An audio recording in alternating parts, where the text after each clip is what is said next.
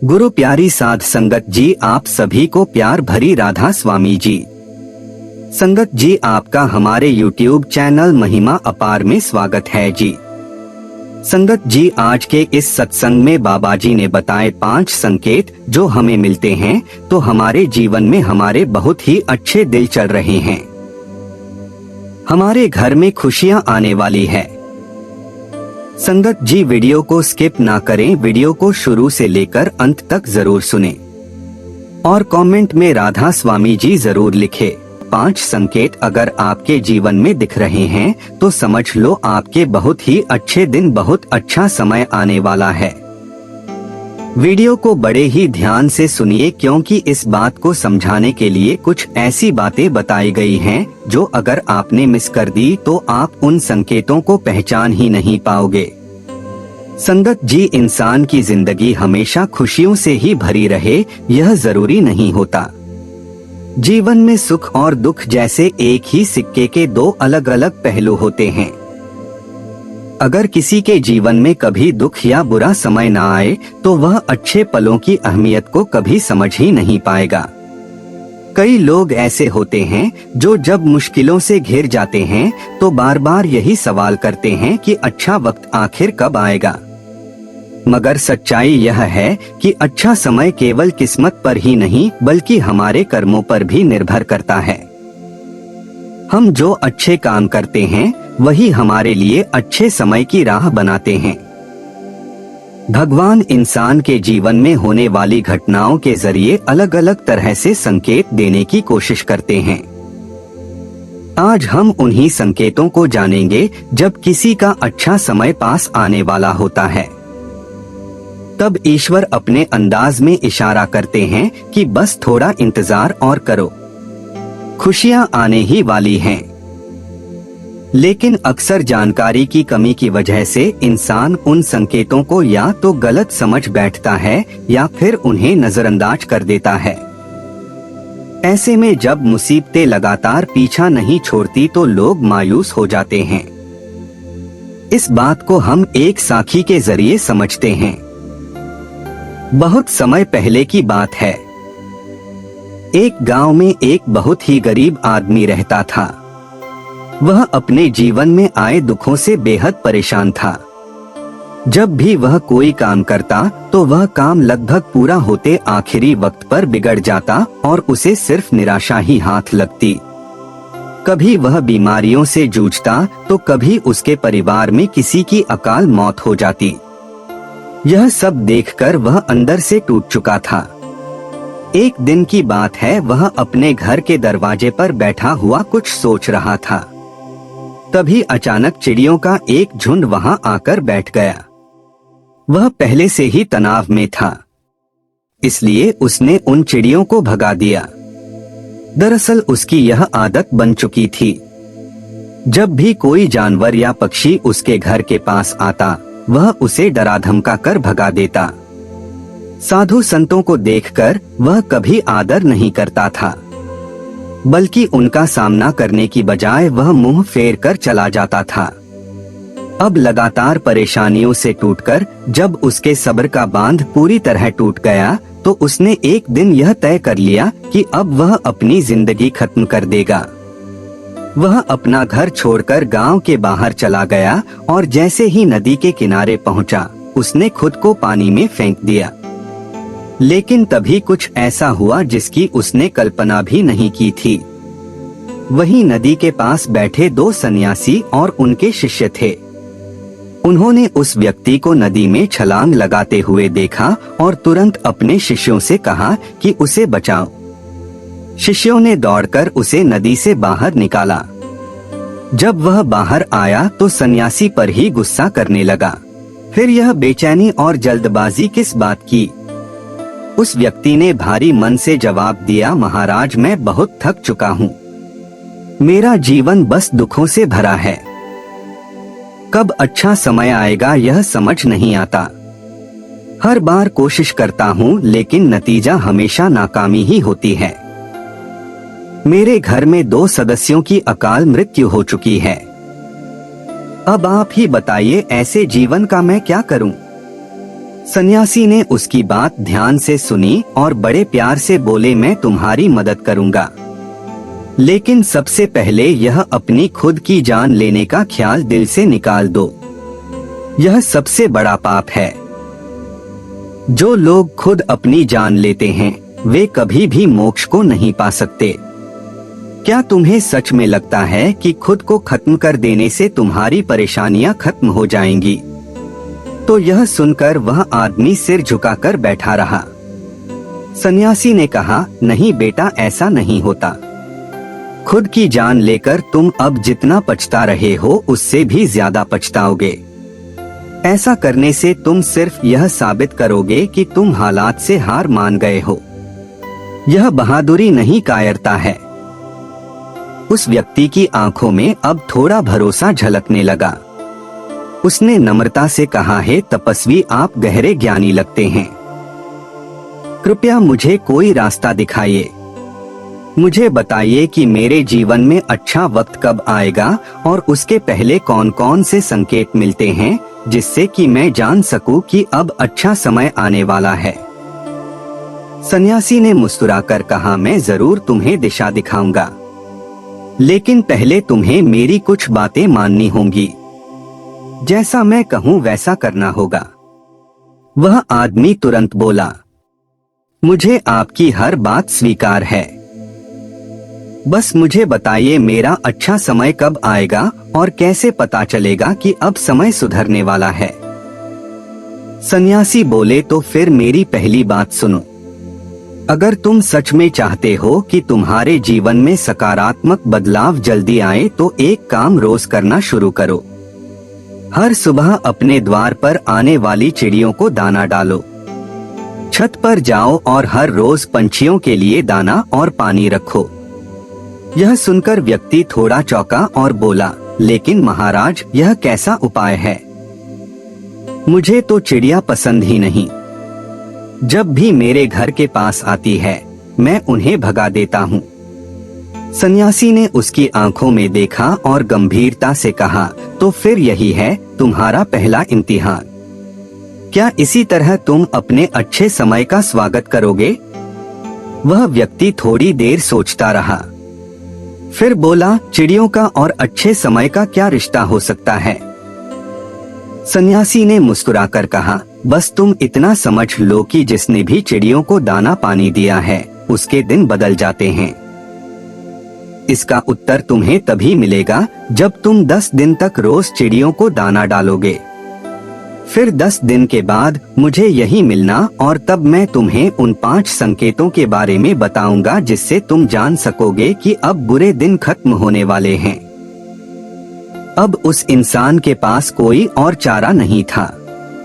उसने सन्यासी की बात मान ली और वापस अपने घर चला गया। अब जब भी बहुत बार इंसान अपने दुख, गुस्से और निराशा में उन संकेतों को पहचान नहीं पाता जो जीवन उसे देता है। पर जब हम इन छोटी बातों को समझने लगते हैं तभी ईश्वर हमारे लिए रास्ते खोलने लगता है।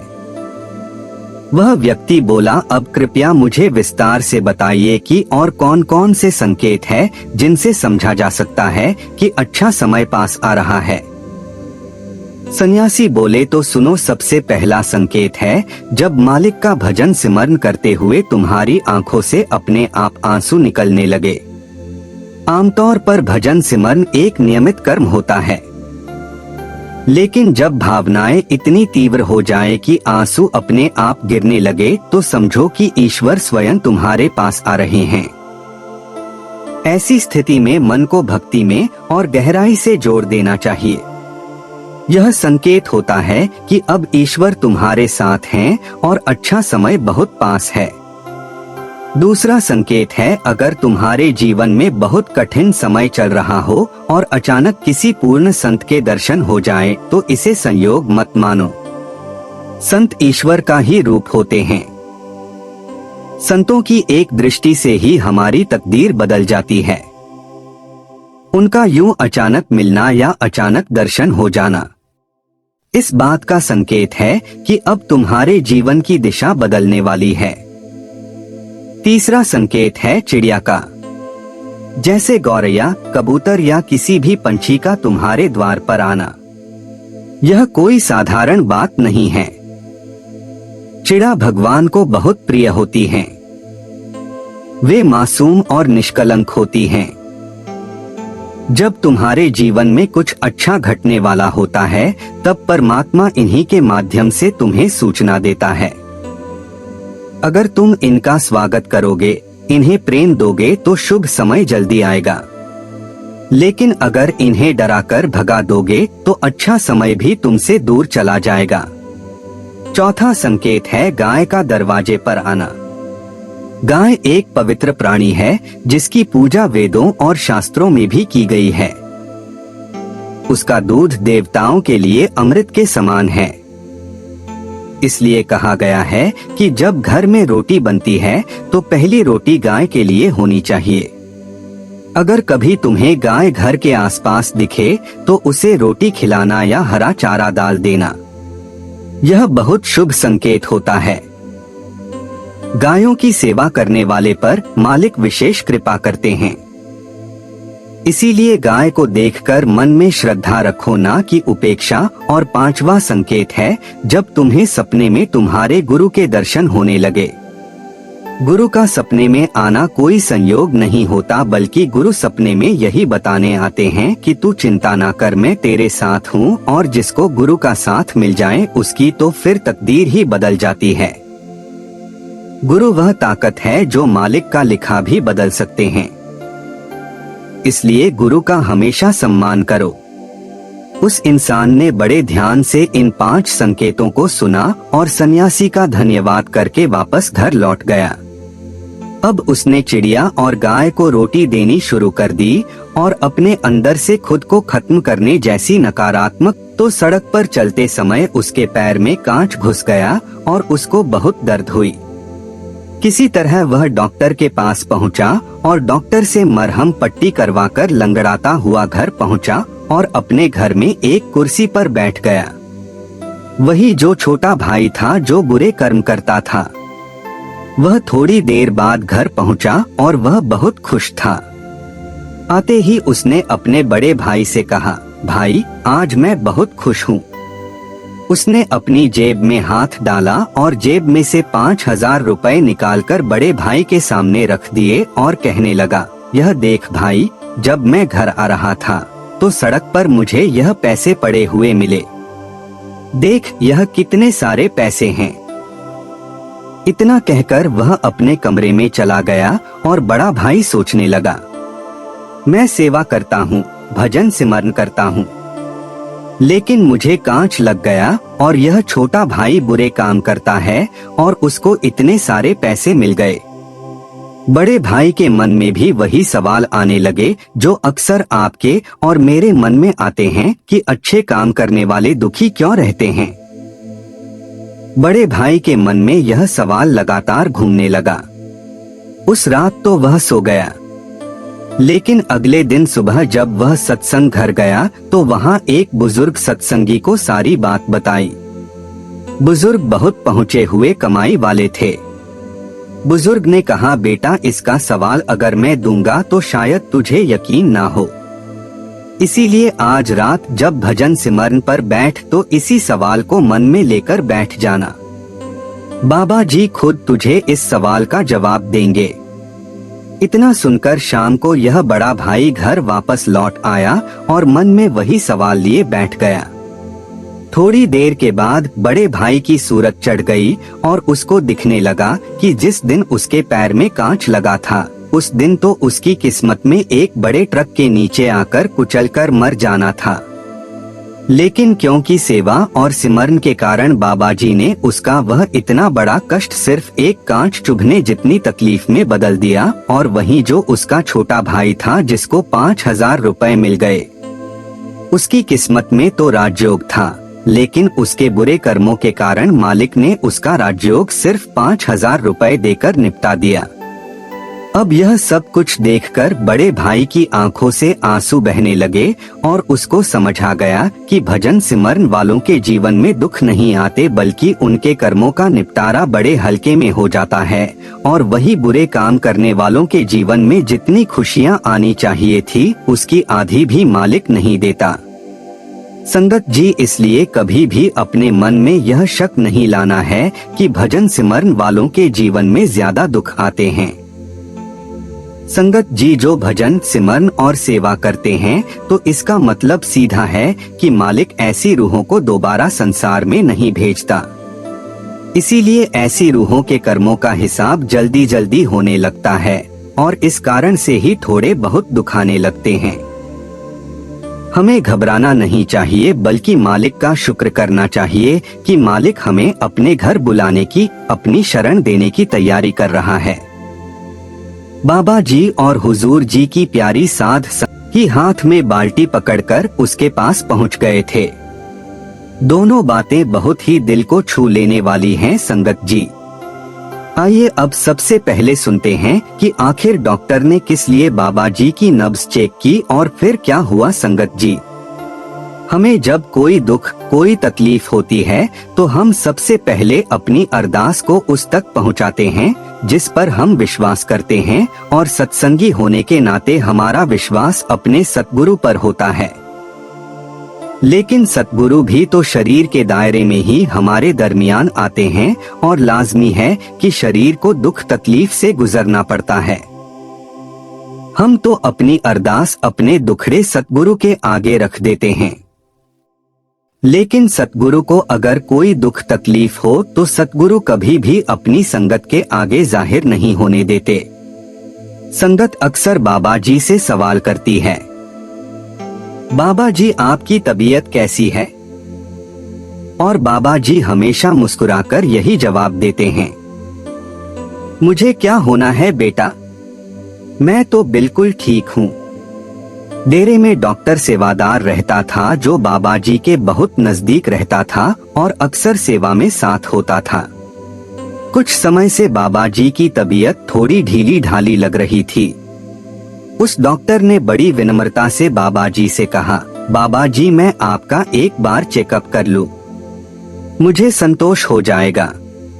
बाबा जी ने हौले से मुस्कुराते हुए कहा, बेटा जब मुझे कुछ हुआ ही नहीं तो जांच पड़ताल क्यों करनी है? लेकिन डॉक्टर भी अपनी जगह अड्डा रहा और बोला, बाबा जी कोई बात नहीं, आप यूं ही मुझे चेक करने दीजिए, वैसे ही रूटीन चेकअप समझ लीजिए, बस आपका ब्लड प्रेशर नब्ज चेक करूंगा, इससे मुझे तसल्ली हो जाएगी। बाबा जी ने उसकी जिद देखते हुए फिर हंसते हुए कहा, अच्छा भाई तू इतनी जिद कर रहा है तो कर ले अपने मन की, जो चेक करना है कर ले। डॉक्टर ने सबसे पहले बाबा जी की नब्ज को चेक किया और जैसे ही बाबा जी की नब्ज देखी वह अचंभित रह गया। उसके चेहरे पर घबराहट साफ दिख रही थी। बाबा जी ने उसकी तरफ देखकर पूछा, क्या हुआ बेटा, इतना चौंक क्यों गया? डॉक्टर कहने लगा, बाबा जी आपकी नब्ज तो जैसे चल ही नहीं रही, यह कैसे हो सकता है? बिल्कुल ना के बराबर आपकी नब्ज चल रही है। बाबा जी फिर मुस्कुराकर बोले, जरा ध्यान से देख, चल तो रही है ना या बंद है? अब तो डॉक्टर और भी हैरान हो गया। उसने पूछा, बाबा जी आप ऐसा क्यों कह रहे हैं? आप पूरी तरह स्वस्थ लग रहे हैं, फिर भी आपकी नब्ज इतनी धीमी क्यों है? बाबा जी का जवाब सुनकर उसकी आंखें भर आई, और संगत जी इस जवाब से आपकी आंखें भी भर आएंगी। बाबा जी ने कहा, बेटा मेरी नब्ज तो मेरी संगत के दिलों में धड़कती है, मेरा जीवन उनकी धड़कनों से जुड़ा हुआ है। डॉक्टर इस गहराई वाली बात को समझ नहीं पाया और बोला, बाबा जी मैं आपकी बात को समझ नहीं पाया, कृपया आप थोड़ा खुलकर और साफ साफ समझाइए, आखिर किसी की भी नब्ज इतनी धीमी कैसे हो सकती है?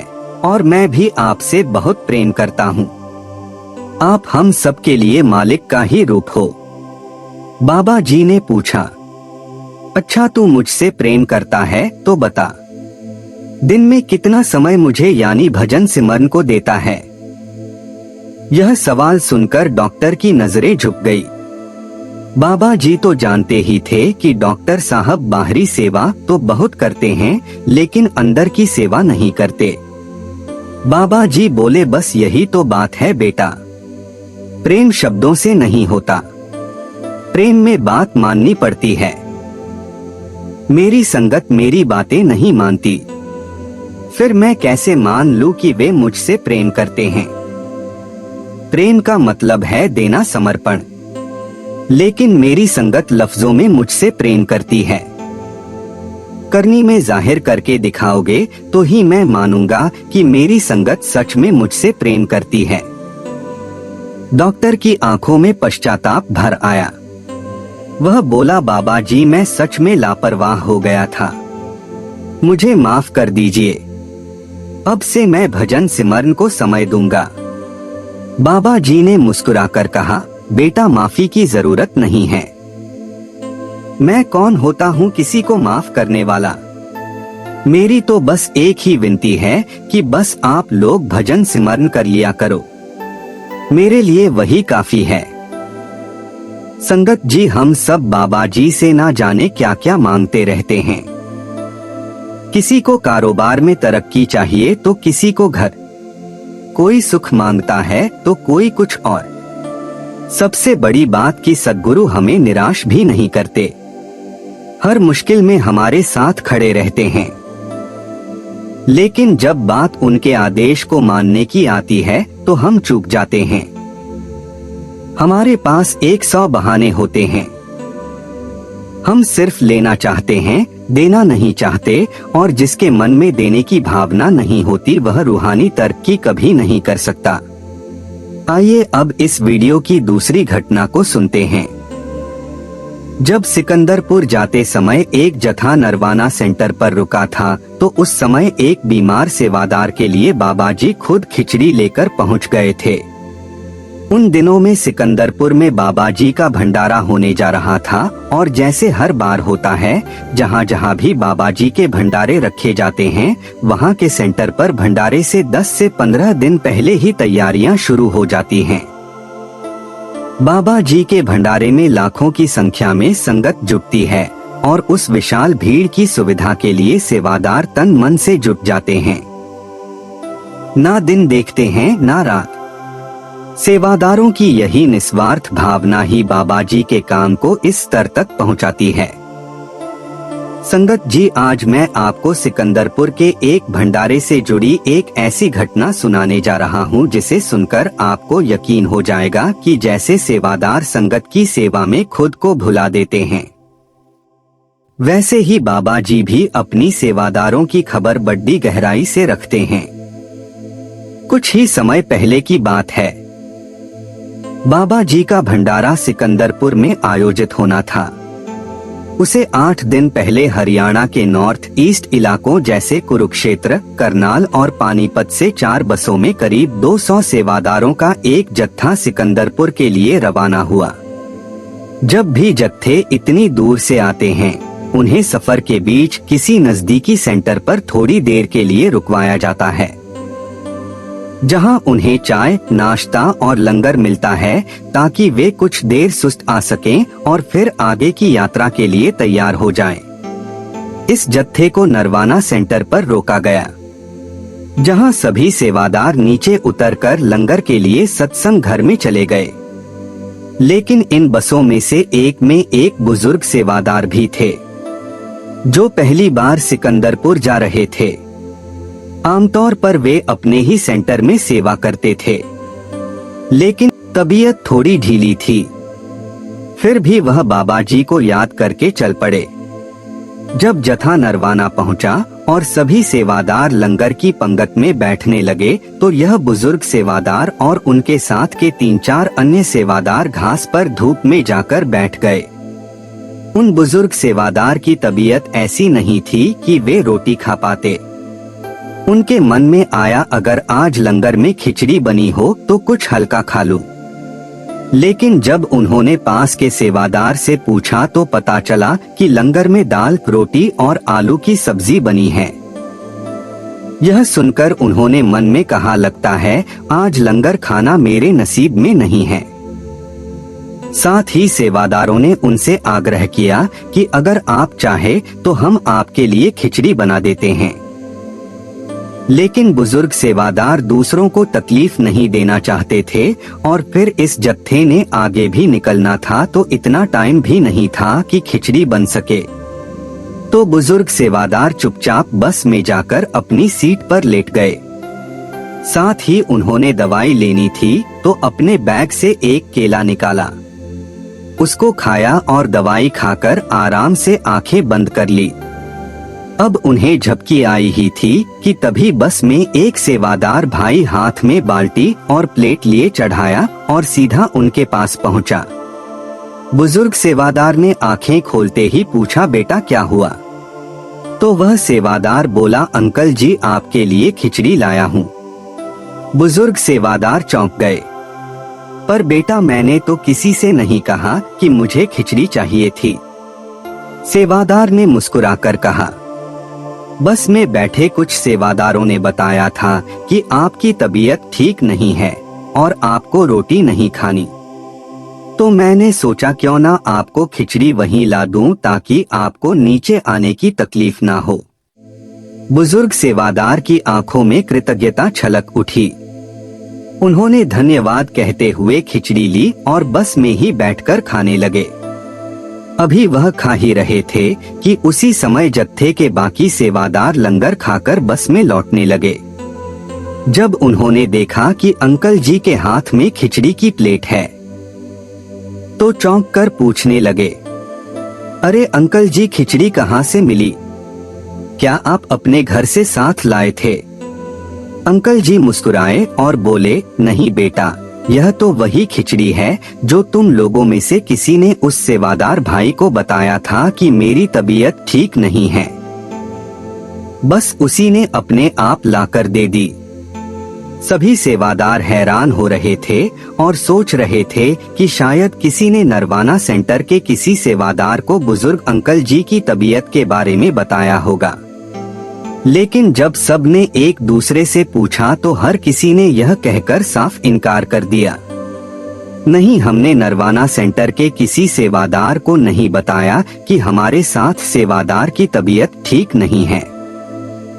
इतनी बातचीत के बाद किसी ने कहा, खिचड़ी तो आज लंगर में बनी ही नहीं थी, तो फिर भला कोई सेवादार उसे खिचड़ी लेकर बस में कैसे आ गया?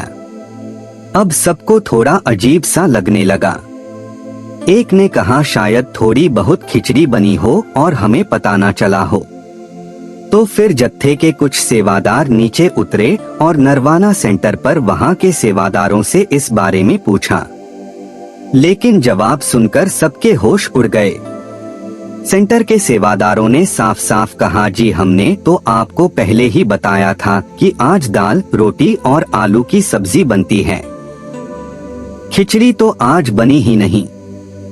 अब जत्थे के सेवादारों ने थोड़ी उलझन में पड़कर कहा, पर आप ही में से तो कोई भाई हमारी बस में आया था और हमारी सेवादार अंकल को खिचड़ी देकर गया। नरवाना सेंटर के सेवादारों ने हैरानी से सिर हिलाया, जी हमारे यहाँ से तो कोई बस में नहीं गया और हमें तो यह भी पता नहीं था कि आपकी बस में कोई बुजुर्ग सेवादार है। तबीयत थोड़ी ढीली थी, फिर भी वह बाबा जी को याद करके चल पड़े। आप में से किसी ने हमें इस बारे में कुछ बताया भी नहीं, तो भला हम बस में क्यों जाएंगे? अब बात उलझती जा रही थी। सभी जत्थे वाले सेवादारों के चेहरे पर आश्चर्य साफ दिखने लगा। सब जैसे कुछ समझ ही नहीं पा रहे थे। फिर उन्होंने बुजुर्ग अंकल जी को बस से नीचे उतारा और उन्हें नरवाना सेंटर के सेवादारों के सामने खड़ा किया और पूछा, अंकल जी आप जरा ध्यान से देखिए, क्या इनमें से कोई सेवादार है जो आपको खिचड़ी देकर बस में आया था? अंकल जी ने एक एक चेहरा बड़े ध्यान से देखा, लेकिन फिर सिर हिलाकर कहा, नहीं बेटा, इनमें से तो कोई भी नहीं है। अब तो जैसे सब कुछ थम सा गया। एक गहरी शांति चारों ओर छा गई। सबकी निगाहें बुजुर्ग अंकल पर थी। अंकल जी ने धीरे से कहा, अब समझ में आया। मैंने तो बस अपने मन में खिचड़ी की इच्छा की थी और बाबा जी ने मेरे उस मन के भाव को भी सुन लिया। मुझे तो पता भी नहीं था कि लंगर में खिचड़ी नहीं बनी थी, पर बाबा जी खुद रूप बदलकर आ गए या किसी को खिचड़ी लेकर मेरे पास भेज दिया। यह कहते हुए सेवादार की आंखों में नमी आ गई और उनके चेहरे पर वह सच्चा विश्वास था जो सिर्फ सच्चे अनुभव से आता है। जत्थे के बाकी सेवादार भी इस बात को समझ गए कि यह कोई सामान्य संयोग नहीं था, यह बाबा जी की कृपा थी। उनका ध्यान था और एक गहरा संकेत था कि सतगुरु सिर्फ हमारी जुबान से निकले बोल ही नहीं सुनते बल्कि हमारे दिल की धड़कनों को भी महसूस करते हैं। संगत जी, गुरु की महिमा को हम नहीं समझ सकते। वाणी में भी कहा गया है, कौन जाने गुण तेरे सतगुरु, कौन जाने गुण तेरे लिए। अब वीडियो को आगे बढ़ाते हुए एक और दिल को छू लेने वाली घटना को सुनते हैं। जब एक 9 साल का बच्चा राजस्थान से एक जत्थे के साथ सेवा करने डेरे आया था। यह घटना भी आपके दिल को छू जाएगी। संगत से विनती है, पूरा जरूर सुनिए।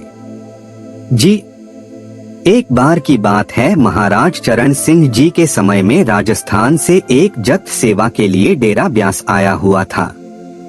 जत्थे में कई सेवादार थे, लेकिन उनमें एक छोटा बच्चा भी था।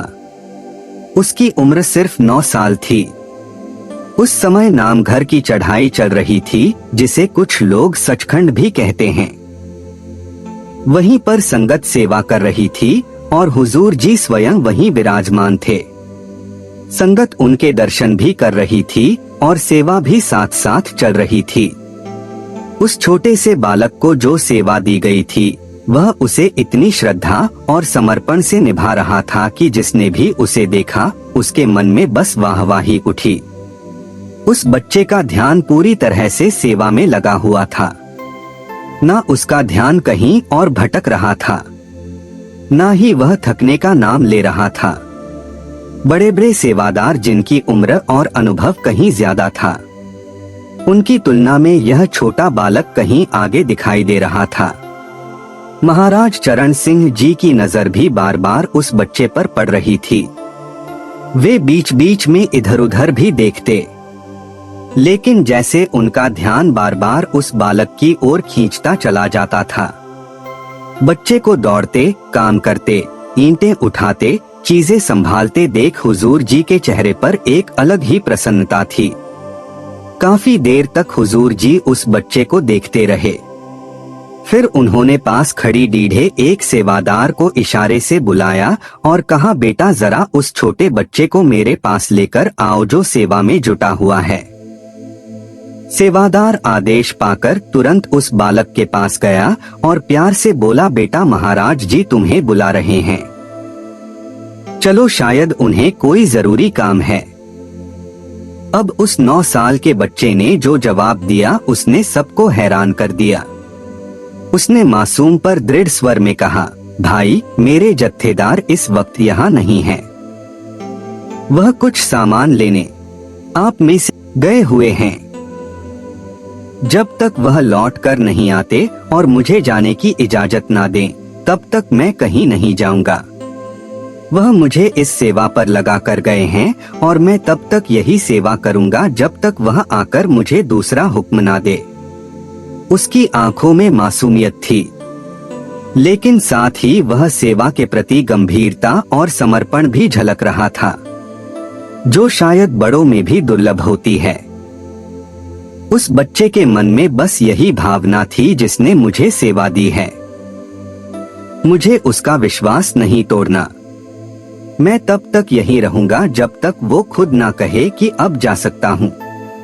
जवाब सुनकर सेवादार बोला, बेटा तुझे पता भी है तुझे किसने बुलाया है? बच्चा कहने लगा, जी मैं जानता हूँ वो हुजूर जी हैं, लेकिन फिर भी मैं तब तक नहीं जा सकता जब तक मुझे जाने की इजाजत ना मिल जाए। इतना सुनकर सेवादार वहां से चला गया और कुछ देर बाद बच्चे का जत्थेदार लौट आया। जैसे ही उसे बताया गया कि हुजूर जी ने उस बच्चे को बुलाया था, लेकिन वो नहीं गया क्योंकि वो तुम्हारे आदेश का इंतजार कर रहा था।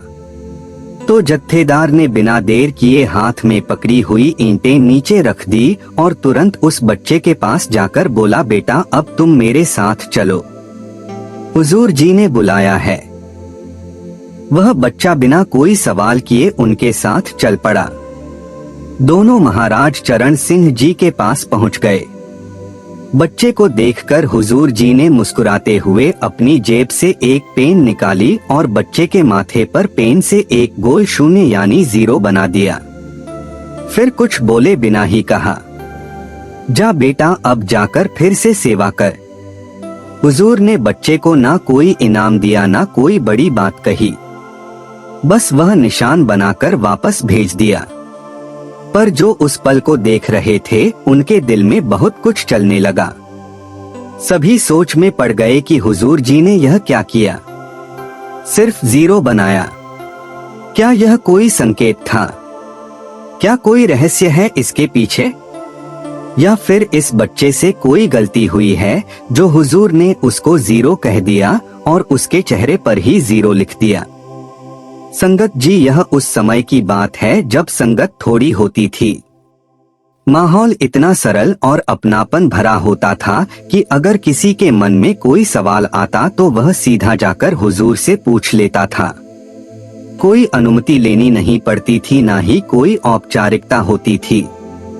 जब महाराज चरण सिंह जी ने उस छोटे से बालक को बुलाया, उसके माथे पर पेन से एक गोल बनाकर मुस्कुराकर वापस भेज दिया, तो वहां मौजूद सेवादारों के मन में हलचल सी मच गई। हर कोई अपने अपने ढंग से सोचने लगा कि आखिर इस 0 के पीछे क्या कारण रहा होगा, इसका क्या मतलब था। आखिरकार उनमें से एक सेवादार हिम्मत करके हुजूर के पास गया, हाथ जोड़कर विनती की, महाराज जी क्या आप कृपा करके हमें यह बता सकते हैं कि आपने उस बच्चे को बुलाया क्यों था और फिर आपने उसके माथे पर वीडियो बनाकर उसे वापस क्यों भेजा। महाराज जी ने बड़ी सहजता से उत्तर दिया, बेटा यह बात अंदर के भेद की है। यह उन बातों में से है जो हर किसी से नहीं कही जाती। इन बातों को सबके सामने बखान नहीं करते।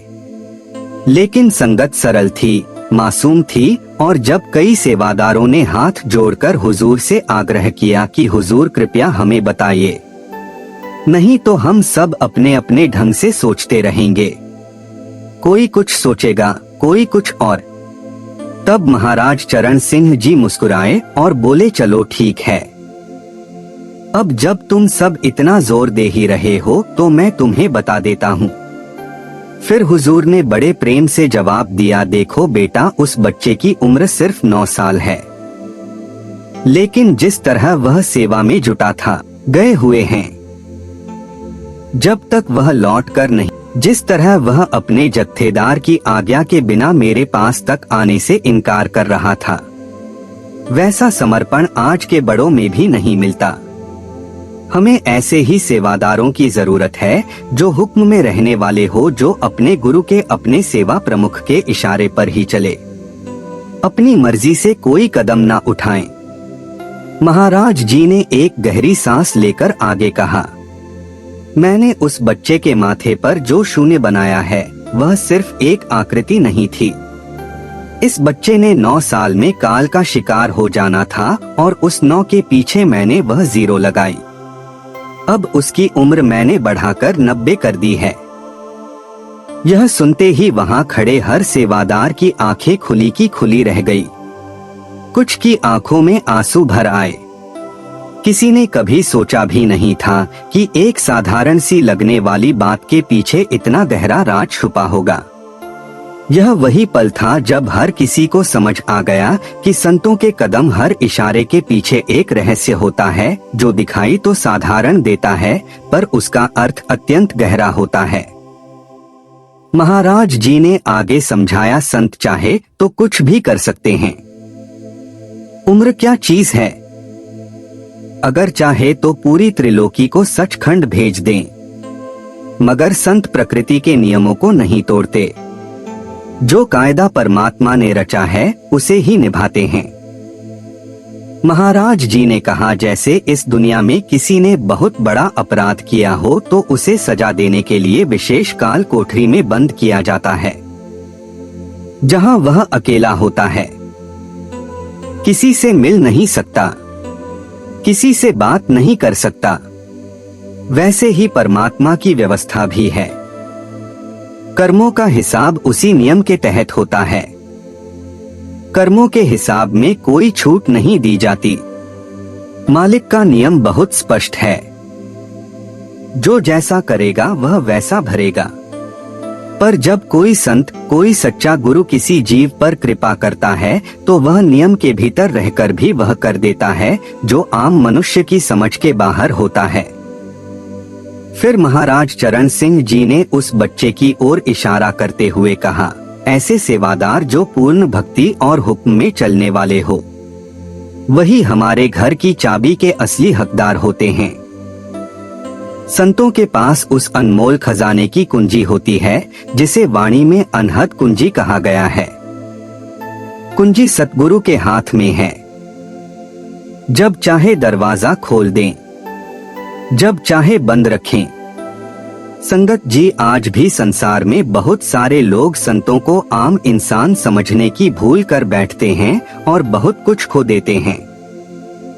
लेकिन जिसने पहचान लिया कि संत मालिक का ही रूप है तो फिर ऐसे जीव पर संतों की अपार कृपा बरसती है।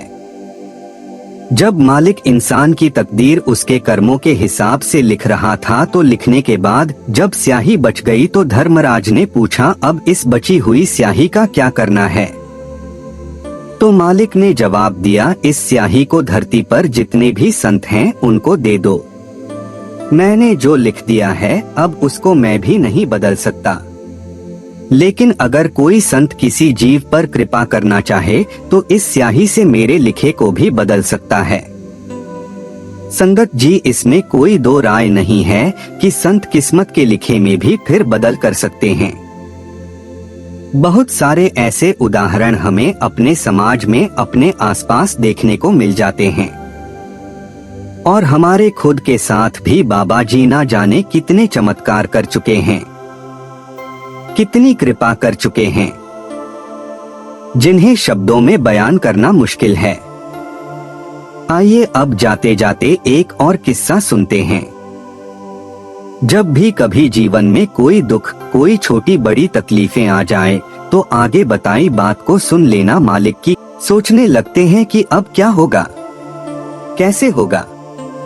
लेकिन ऐसे समय पर हमें घबराना नहीं चाहिए, क्योंकि अगर हमने सचमुच उस मालिक का हाथ थाम लिया है, अगर हमने अपने जीवन की डोर उसके हवाले कर दी है तो फिर चिंता किस बात की, जिसने हमें नाम दान की बख्शीश दी है।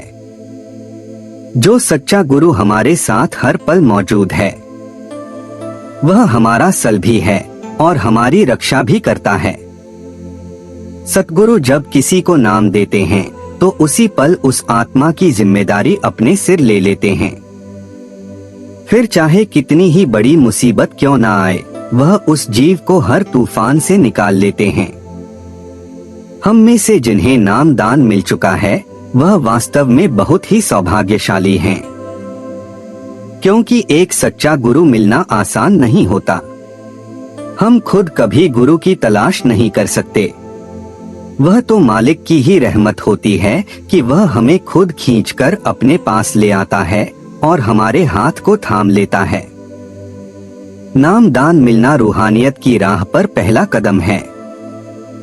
एक तरह से मानो आत्मा का दाखिला परमार्थ के स्कूल में हो गया हो। लेकिन संगत जी, दाखिला मिलना ही काफी नहीं। असली बात तो है उस दाखिले को निभाना, और निभाने के लिए नाम सिमरन की कमाई करनी होगी, सच्चे दिल से भजन बंदगी करनी होगी।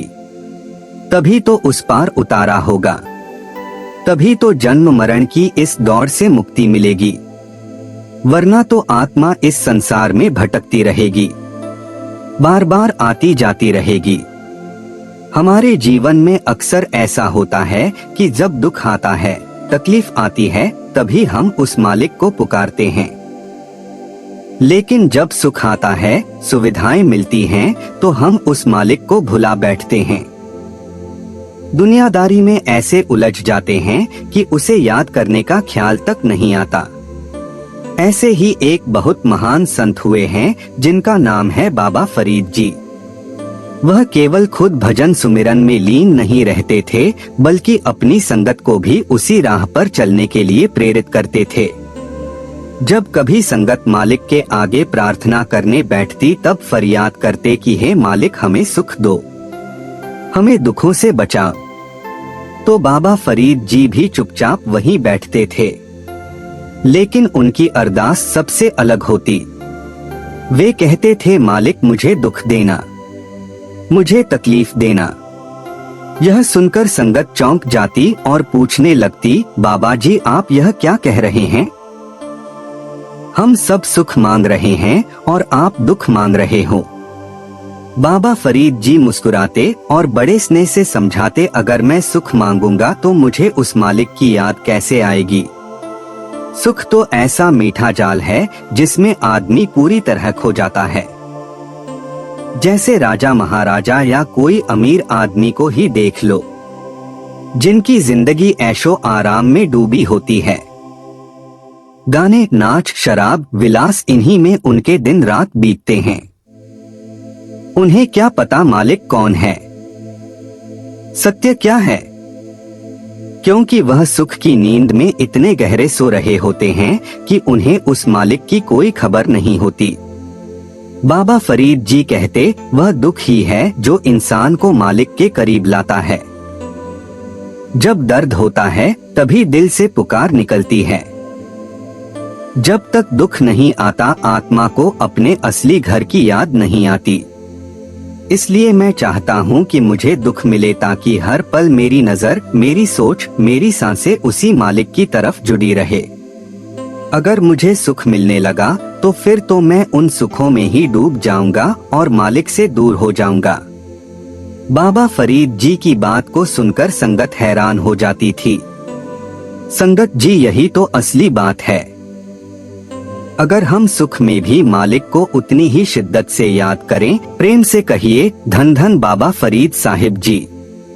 बाबा फरीद जी, जिनका नाम शेख फरीदुद्दीन गंजेशकर था, उन्होंने हमें जीवन की सबसे बड़ी सच्चाई सिखाई। प्रभु का नाम ही अमृत है और संसार एक चलती हुई छां। आज हम उनके एक श्लोक को एक छोटी सी कहानी के माध्यम से समझेंगे, जो हमें सिमरन, नाम जाप का सही अर्थ समझाती है। एक बार की बात है, बाबा फरीद जी अपनी कुटिया में बैठे प्रभु के सिमरन में लीन थे। उनका भोजन बहुत सादा होता था, सूखी रोटी और पानी। उसी समय उनके पास एक अमीर व्यापारी आया। उसने देखा कि बाबा जी की आंखें बंद हैं, लेकिन उनके चेहरे पर एक अद्भुत शांत और दैवीय चमक है।